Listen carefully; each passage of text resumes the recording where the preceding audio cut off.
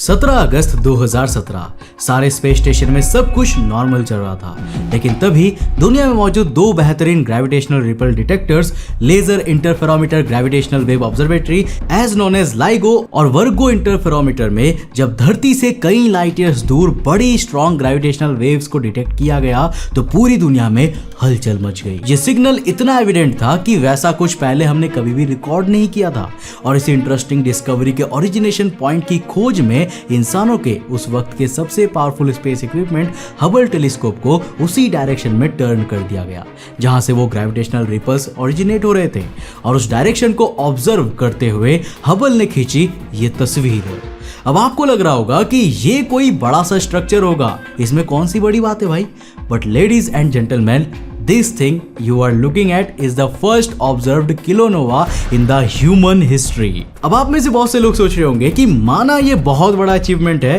पर इसमें इतना चौंकाने वाली बात क्या है। वेल दोस्तों, चौंकाने वाली बात ये किलोनोवा नहीं है, बल्कि इस किलोनोवा का शेप है। क्यों? वेल आज के इस वीडियो में हम इसी के बारे में बात करने वाले हैं। वेल तो हेलो गाइस, मैं हूं कौशिक और चलिए शुरू करते हैं एक और नया एपिसोड को।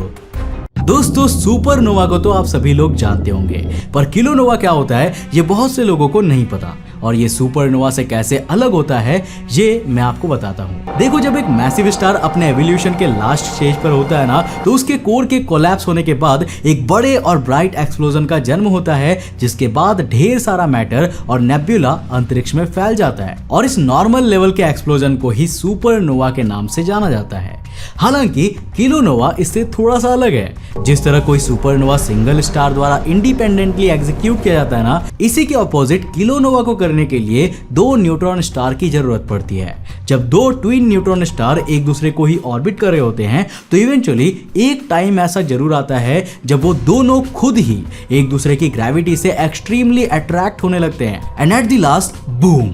एक पॉइंट ऑफ टाइम के बाद दोनों ही न्यूट्रॉन स्टार्स आपस में टकरा जाते हैं और दोनों के टकराव के बाद जो मैसिव एक्सप्लोजन ऑब्जर्व किया जाता है उसी को कॉस्मोलॉजी की भाषा में किलोनोवा के नाम से जाना जाता है। अब पिछले 4 दशकों से ऑन पेपर हम लोगों ने किलोनोवा के बारे में बहुत कुछ पढ़ा है और बहुत सारी थियरीज बनाई गई है, ये ध्यान में रखते हुए कि हमारा यूनिवर्स काम कैसे करता है। अब यूं तो इन थियरीज में बहुत सी नोटिसेबल बातें हैं, पर उनमें से भी 2 पॉइंट्स ऐसे हैं जो कहीं ना कहीं इस किलोनोवा की बुनियाद रखते हैं। अब देखो, एक पॉइंट तो ऐसा है कि किलोनोवा की वजह से ही आयरन से हैवी एलिमेंट्स जैसे कि गोल्ड और यूरेनियम वगैरह एग्जिस्टेंस में आए थे, क्योंकि एक नॉर्मल स्टार के कंपैरिजन में 2 न्यूट्रॉन स्टार के कोर के अंदर इन एलिमेंट्स के क्रिएट होने के लिए ज्यादा एनर्जी और प्रेशर मिलता है। बाकी दूसरा फंडामेंटल पॉइंट यह है कि जब भी कोई किलोनोवा एक्सप्लोजन होगा तो प्रिंसिपल ऑफ यूनिवर्स और एक्सपेंशन थियरी के अंतर्गत किलोनोवा हमेशा डिस्क शेप में होगा और एसिमेट्रिकल ही फॉर्मेशन बनाएगा।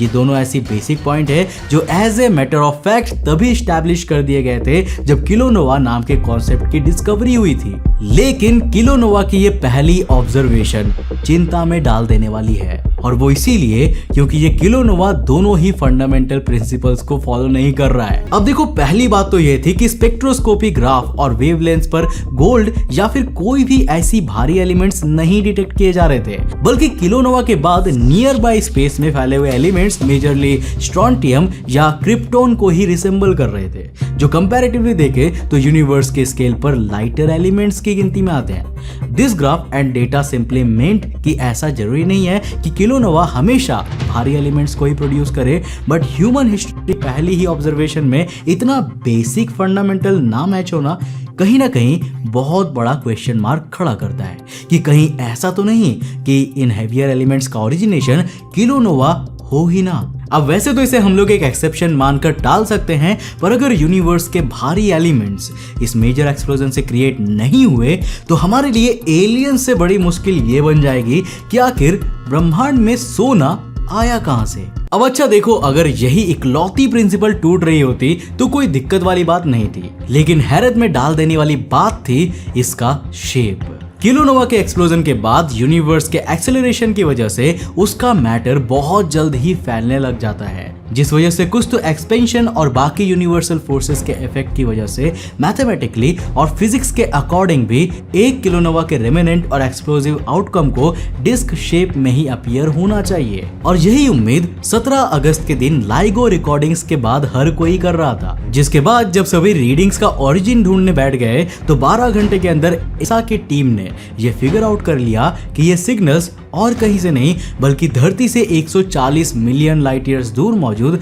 लेंटिक्यूलर गैलेक्सी NGC 4993 से आ रहे थे। और इसी जानकारी का पता लगाने के बाद जैसे ही हबल स्पेस टेलीस्कोप की दिशा मोड़ी गई, तब 17 अगस्त के करीब 5 दिन बाद यानी 22 अगस्त 2017 के दिन हबल टेलीस्कोप ने इस तस्वीर को किलोनोवा के ऑब्जर्वेशन के रूप में धरती पर भेजा। और यहीं से होता है कलेश की शुरुआत। अब दोस्तों, अभी हमने आपको कुछ देर पहले ही बताया था कि मैथ और फिजिक्स के प्रिंसिपल्स के अकॉर्डिंग एक किलोनोवा को हमेशा ऑब्जर्वेशन में डिस्क शेप में एसिमेट्रिकल ही दिखना चाहिए, पर यह तस्वीर कहीं से भी ना तो डिस्क शेप की थी और ना ही एसिमेट्रिकल थी, जिसने हमारे यूनिवर्स के समझने की इस खुशफहमी को गलतफहमी साबित कर दिया। अब अच्छा देखो, किलोनोवा के बारे में एक चीज और बहुत दिलचस्प है, और वो ये है कि जब दो न्यूट्रॉन स्टार्स आपस में टकराते हैं तो कुछ मिली सेकेंड्स के लिए ही सही, पर दोनों आपस में मिलकर एक हाइपर न्यूट्रॉन स्टार की फॉर्मेशन करते हैं। अब इस फोटो के केस में सोचा गया कि हो सकता है एक्सप्लोजन स्फेरिकल इसीलिए दिख रहा है क्योंकि हबल ने उस वक्त के लाइट पार्टिकल्स को कैप्चर किया होगा जब ये किलोनोवा कुछ मिली सेकेंड्स के लिए ही सही पर एक हाइपर न्यूट्रॉन स्टार के फॉर्म में था, जिसके बाद खुशियां वापस से लौट आई, पर लिटरली सिर्फ 4 दिन के लिए, क्योंकि 26 अगस्त 2017 के दिन जब दोबारा से एक और तस्वीर खींचकर धरती पर भेजी गई तो इस बार भी किलोनोवा के रेमिनेंट्स स्फेरिकल ही दिख रहे थे। पर ऐसा क्यों हो रहा था ये किसी को भी नहीं पता, और इस क्यों शब्द ने ही मामले को बिगाड़ दिया। उम्मीद के बल पर 28 अगस्त 2017 के दिन एक और तस्वीर ली गई, लेकिन फर्क सिर्फ इतना ही था कि वक्त बीतने के साथ साथ उस किलोनोवा की केवल ल्यूमिनोसिटी कम हो रही थी, फिर भी स्फेरिकल ही था। अब जहां पहले वैज्ञानिक अपनी ही रीडिंग्स को लेकर अनश्योर थे, वहीं अब ये सोचने पर मजबूर हो गए कि आखिर इस विचित्र फिनोमेना को कैसे डिस्क्राइब किया जाए, और बहुत ज्यादा सोचने के बाद उन्हें न्यूट्रॉन स्टार की ऐसी एक ही कड़ी मिली जिससे इस स्फेरिकल शेप को साबित किया जा सकता था। अब दोस्तों, वर्गो इंटरफेरोमीटर की रीडिंग से इतना तो साफ हो रहा था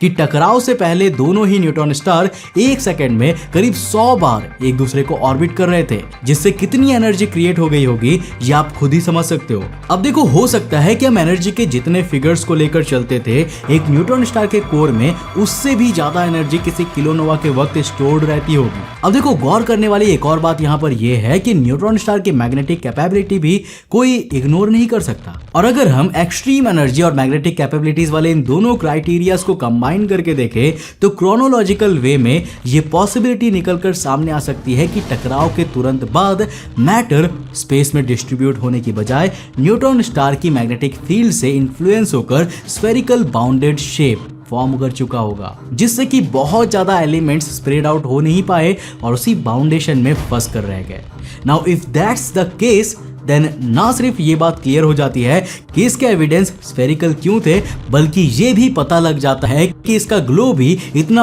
अनयूजुअल क्यों दिख रहा था, क्योंकि मैग्नेटिक एंड चार्ज्ड पार्टिकल्स भी सिचुएशन और एनवायरनमेंट के हिसाब से ल्यूमिनोसिटी एमिट करते रहते हैं, जिसका प्राइम एग्जांपल है हमारी पृथ्वी के पोलर रीजन्स पर बनने वाले अरोरास। हालांकि देखो, अभी भी इस फैक्ट को इग्नोर नहीं किया जा सकता है कि इस किलोनोवा का शेप इस थियरी के एप्लीकेशन के बावजूद हमारी स्टडीज को पूरी तरह कॉन्ट्राडिक्ट तो करता ही है। ऐसे में आपके हिसाब से ये किलोनोवा ही एक्सेप्शनल केस है या फिर हमारे फैक्ट्स एंड फिगर्स में ही कोई दिक्कत है? हमें नीचे कमेंट करके अपनी राय जरूर बताना। दोस्तों, मुझे उम्मीद है कि आज की इस वीडियो से आपने कुछ नया जरूर सीखा होगा। अगर सीखा तो इस वीडियो को लाइक कर देना। मैं मिलता हूं आपको नेक्स्ट एपिसोड के साथ, तब तक के लिए बाय, जय हिंद।